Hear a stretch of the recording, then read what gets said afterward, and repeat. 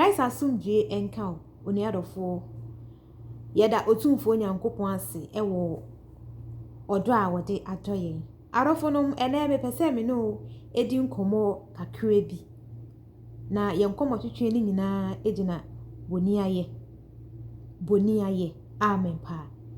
yesenya mo nkonkron se obedi hini ewo ejumedi mu amen Orofo enkomo amenu edie no ana se enkomo amenu eba betwetwe no efa boni aye a ekoso ewo ewiase yi mu menu ka se ene onua bi aboa wonua bi amenne ne nsatumi kona no onua bi aboa wonua bi amenne wedum pempenso bi onua bi aboa wonua bi amenne wetumi abaye nipa wetumi aba ye wodefo ewa asase so ha nenso ni refi se eye onua bi na boa no ode bone ena etua onua ne ka amen pa wode bone na etua onua ne ka enti ama onua no so de ahye ne tiri mu se enam de asemesi aye nti no papa ye friend papa menye bi mu ta eye nipa ena ma nipa ye bone o esanse waboa wa ma waduru pempenso bi waboa wa ma te se wa nanka wonni de wobedi ekura ho ye woden de wode woti beto okrampo na ho ye woden ene wonya bebi de woti ato ene wonya bibi edi ene wonya bebi di wo na esi enti no wosi onua nya hwema wonnam ena wokeka ne ho nsembone orofo mumma yensusu nya boni ayefo onipa ya ade ma wa wosaye yi na wode wosi wonnye na yempo a susu sei ni din wate yesusu ensei ni pedin se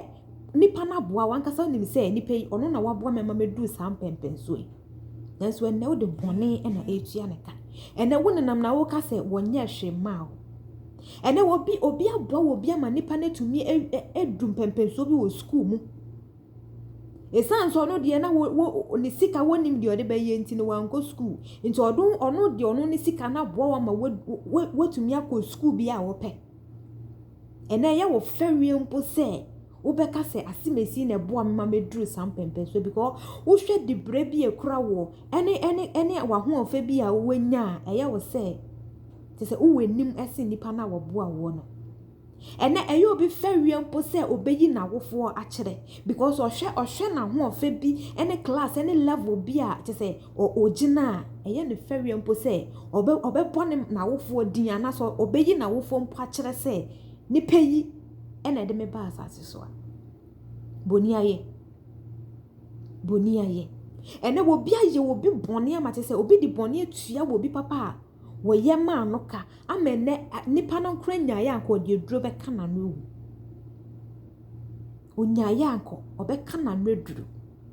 because of free na komemu ena wo yes papa yi ma nipa yi nanso ene wo de boni ena etua ne ka Ode boni ena etua ne ka ungratefulness esan se ni nyina kire se yemma yeni enso de yewo se wo ye obi a wo ma weni nso de yewo na eni bre ewo mu a obi yi wan peso ma wo krampo na enso weni basenya mesuro wo mu a obi yi ni wan peso ma wo kra na abeni abre nyina no danase dani de nyina wo danase odofo apapa yefo ana se wona wo ye papa no osua enti so obi yi ni wan peso ama wo a eya danase eya afiri akoma pemu ne danase na wo de wo se won danase mpo a eya mense ni din wate mense ni din se obi boa wo de wo kohwe nkwa a yam fani panu nkohwe wo wo se wo bi aboa wo menne wo nsa etumi kọ wano ene wonya baabi de wuti ato a ene wa bra boa ye fefefe a mense ni panidin ense ni panidin because de onipa ye na asasusu anyina no wo bebusu aten nyankopon de nyina beba atembuo mu esanse nipa no wayo kristoni na esanse kristofo nso yensu so no yentumi fa bone ntua bone kanti no etwa say ye didi no because ye hunu say oyejimifo eyeda na ye didi no kura woni hwe bi obeka de obeka ne say meja ni nyina manyame nti ye na etwa say ye de sa abone no di onua no orofo say ye ma ye ni so kakra ye kura emfa woni de obi de bema wo woni be so na beni abre nyina no wo bebo ne din adanase na no na beboa ma wo ayi wo mpagya no so no ewie peye wo nyame mu amen and amen pa enti se ye be kan Deuteronomy chapter 8 verses number 10 na onyankopon ka che Israel for no se hwe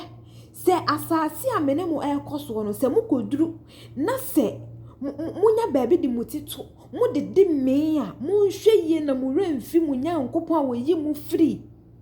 nkwaso mu no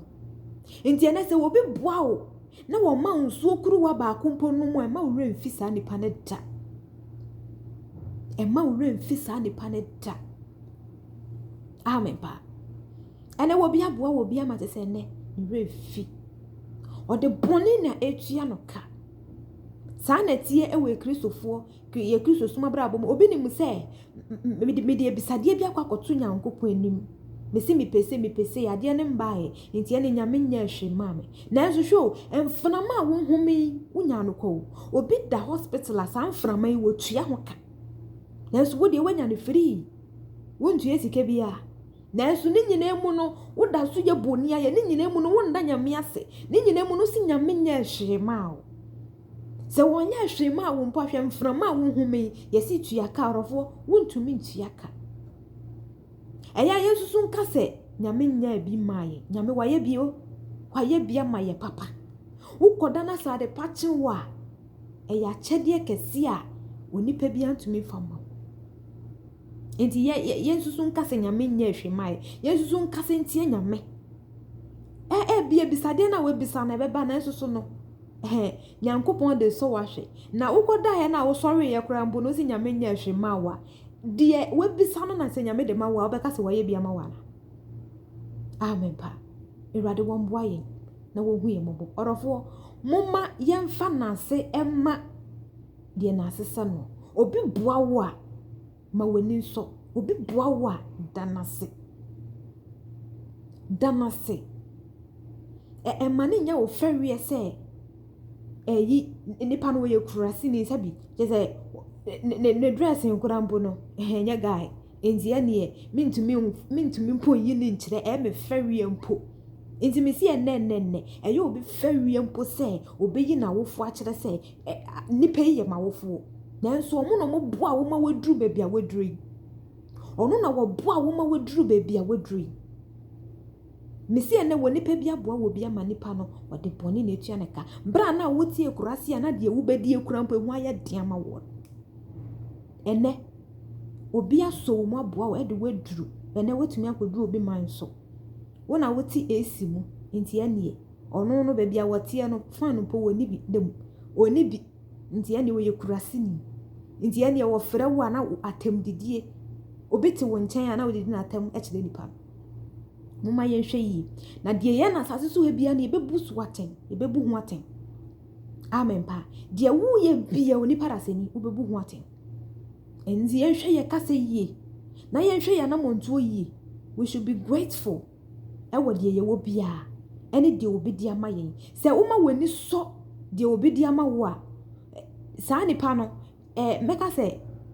wo de obu esefata emma saa nipa no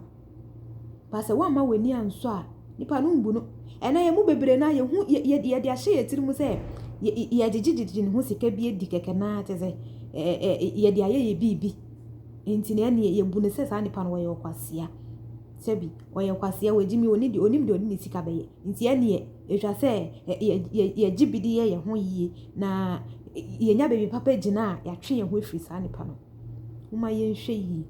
because de wu ye bia obi de bi bedu ewa asase so a de wu ye bia na mfa hu ni Kristo sumu a osi wo so mfa hu ni gidi a osi wabenya wo Kristo mu